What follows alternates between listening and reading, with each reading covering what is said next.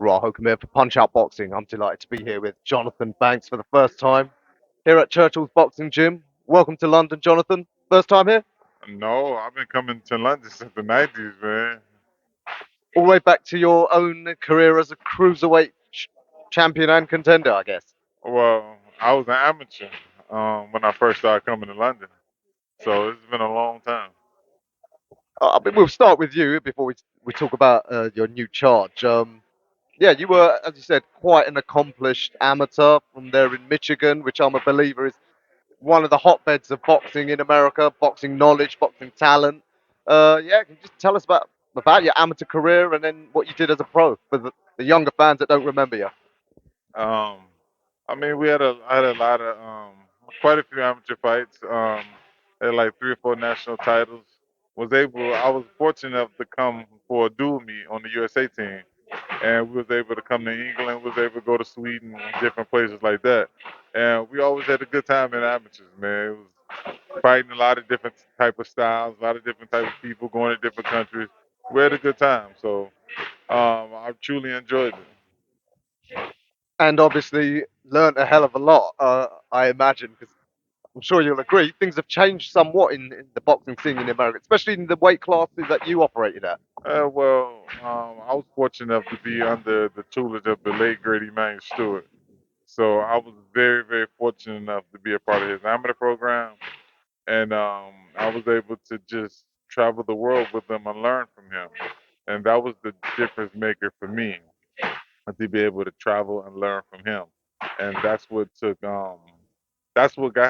reason I'm in the position I'm in now, being able to teach the sport at a high level, and that's what it's all based Yeah, absolutely.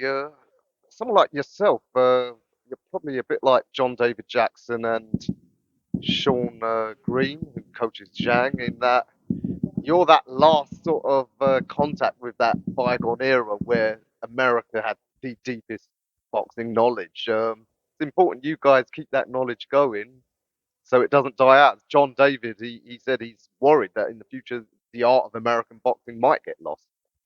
on. Well, I'm not sure. I mean, I agree with them. I'm hoping it won't get lost, but um, people always allow. Um, it's like when we on the road, okay? We all driving big trucks, and you let little cars cut in between, and if you keep allowing little cars to come in between, eventually there'll be a collision, and either the truck will run over the car or the truck will crash so it won't hit the car. But either way it goes, that interference, that's what it is. It causes interference, and it changes the trajectory of how things ordinarily would go. And that's what's happening to the sport of boxing. All the old school guys is leaving, and with there's so few people being here, and with boxing being a sport where anybody can throw a towel over their shoulder and say, "Hey, I'm a world class coach," that means that the trajectory, the trajectory of the sport is changing, and it's slowly going to fitness coaches telling fighters how to get fit, not knowing exactly how to fight. That's why you have so many fighters. Like if you look at the history of it, how so many fighters was dominating their division years after years. They've gotten fewer and fewer the longer the sport goes on. Because if you don't have that knowledge from that particular old school class, I'm not saying new school guys can't do anything. I'm not saying that at all. But as you started off saying, is that those old school ways was there for a reason, and it helped guys become undisputed.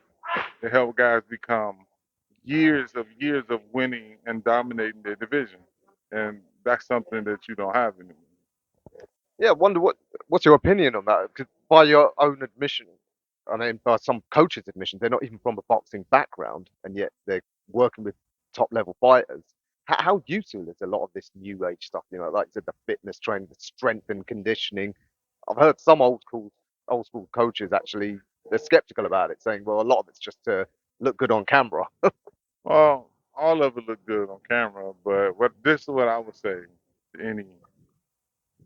I'm not advising any fighters or any coaches, but on the basis of it, it is really easy to get the physical body in physical shape to go out and do anything. But my question is, if I want to be a journalist, okay, and I come to you and ask you, and by the time I ask the question, I'm telling you how to be a journalist. I never did it before. Never done it before. But you go look at me and say, how can you keep? Why you keep telling me what to do? And you never done this before. How does it feel to be in a crowded room full of reporters and you got to do an interview with one person off to the side? And I'm looking at you like, you looking, I'm like, I don't know. But you know that.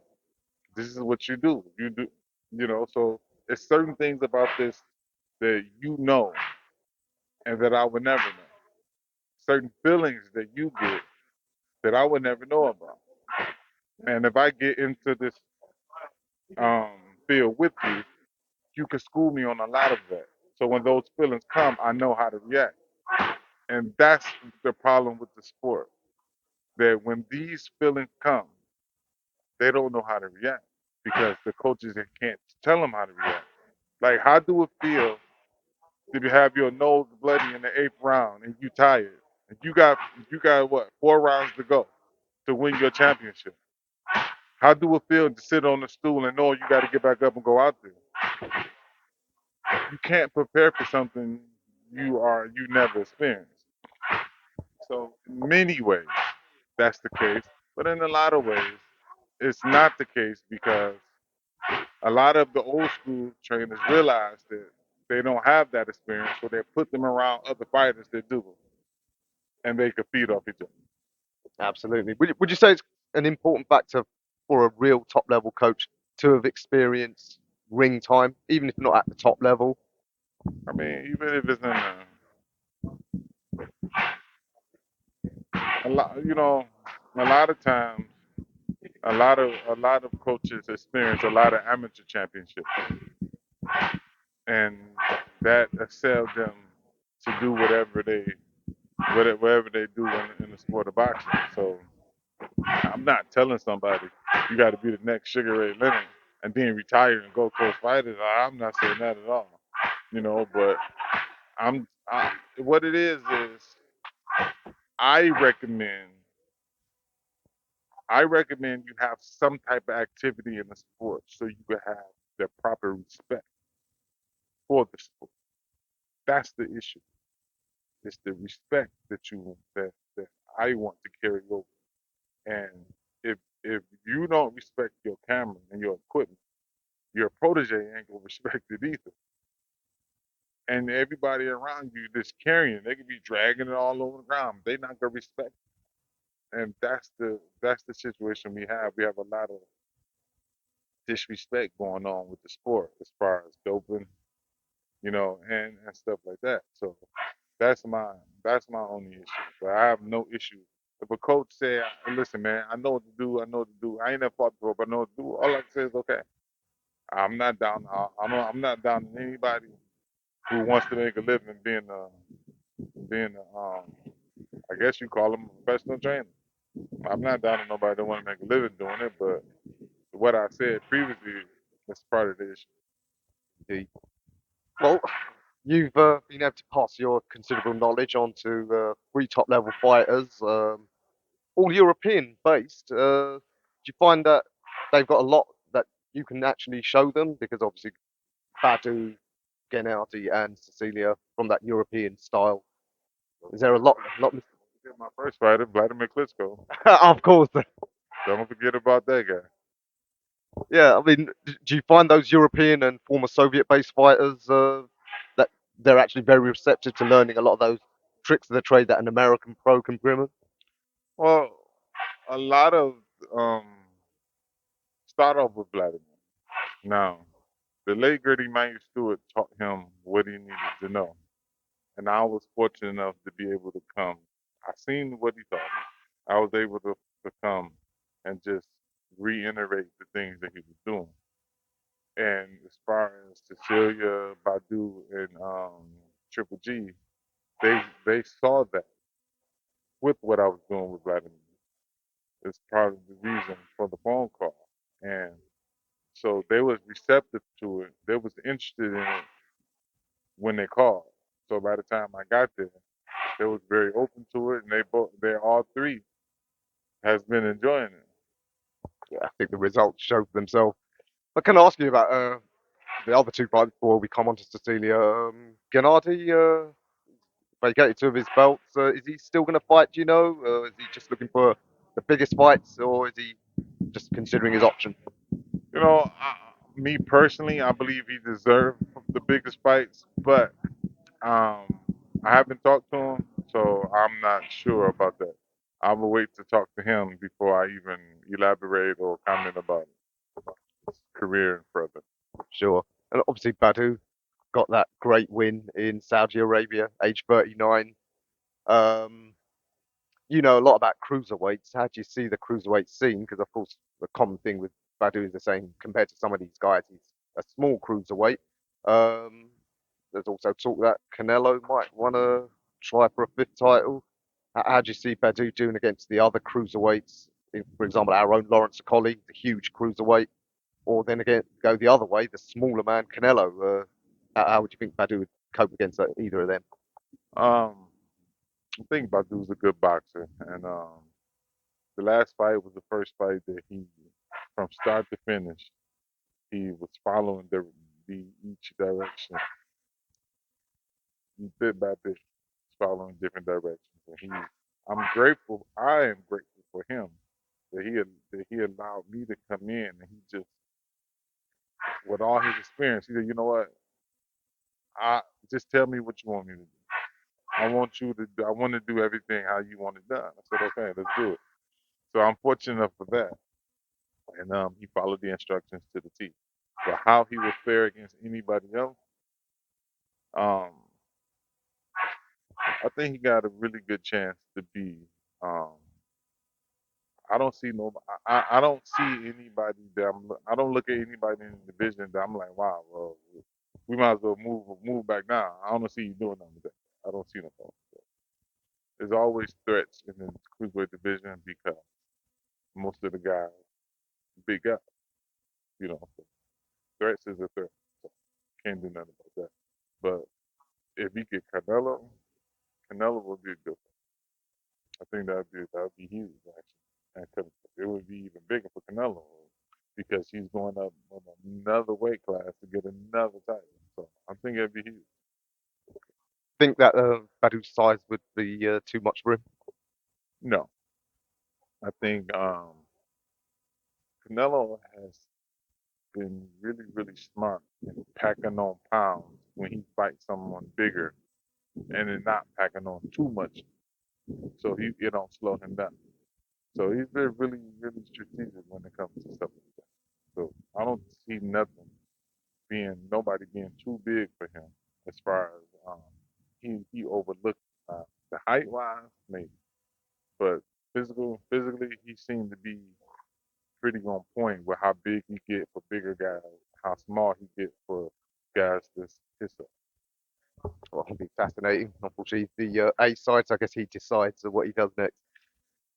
We can just speak about Cecilia then. Am I right in thinking she's the first female fighter you've taken on? And is there a difference in how you train women to men? Is there a difference in how they age compared to male athletes in terms of weight making, all of that? Cecilia is the first female fighter I've trained. Um, I started training her hmm, almost 8 or 9 years ago when she first became undisputed, and we had a long successful run. It was really good, and there's no difference in training male and female. They both want to win championships. The only difference comes is when they don't, when one is don't want to come to the gym, want to play around. That's the only difference. If when it comes to gender. But when both women win titles, there's no difference. Just difference in size, obviously, but there's no difference. I don't know if you agree with this analogy, but the defeat that Cecilia got back to back at McCaskill, it reminds me of when Hopkins eventually lost to Jermaine Taylor. People, well, that's it. He went on for too long, but then of course Bernard Hopkins went on for many years after that. Do you think Cecilia can do the same thing? I don't know about many years after that, but I just I had I had um, no say so when she fought the girl Terry. When I first heard about it, I called the promoter and told him it was a bad fight. I knew it was a bad fight, but yeah, I had no say so. She was gone with someone else, so I had no say so about it, But it's sad. It was sad to see her lose all what she worked for to a fighter like that. So Well, moving up her weight, have you seen much of Terry Harper, and what do you make of her? What sort of danger does she bring for Cecilia? I think she's a good fighter. I think that her danger zone is her size and her. She's used to being in there with girls her size. Cecilia is a little bit smaller than most 54 pounders. You know, so I think that would be the biggest difference. Do you rate Terry's skill set much? If you've seen much of her? I mean, I've seen it, so she got she definitely have a good skill set, but as far as a pure boxer, I think Cecilia is better.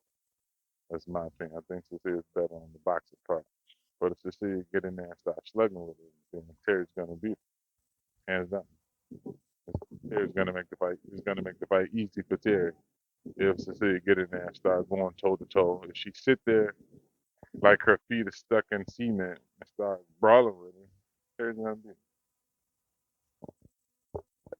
As a fighter gets to Cecilia's age, sort of 40 plus, is the way they move very important, being strategic about how they conserve their energy, that sort of thing.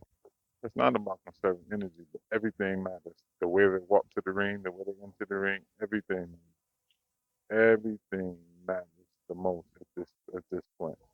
So when you um when you enter the ring, how you start the round, how you end the round, everything matters.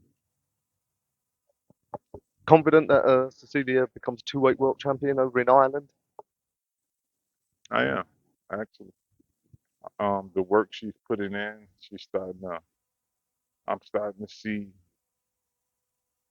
the old, the older sister, meaning how she used to compared to. I'm starting to see more so where we left off at instead of where we picked up, and that's what I wanted to see. And win this, potentially undisputed with our other girl, Tasha Jonas, that fight you'd like. Yeah, I agree. That would be a good fight. These two fights back to back would be good. Well, let's hope the dream carries on for her in 2 weeks. All right, Jonathan, been an absolute pleasure speaking to you for the first time. Always love getting an American coach's insights into this game. So yeah, maybe we'll see you 2 weeks in Dublin. Yeah. Thank you. Thanks for your time.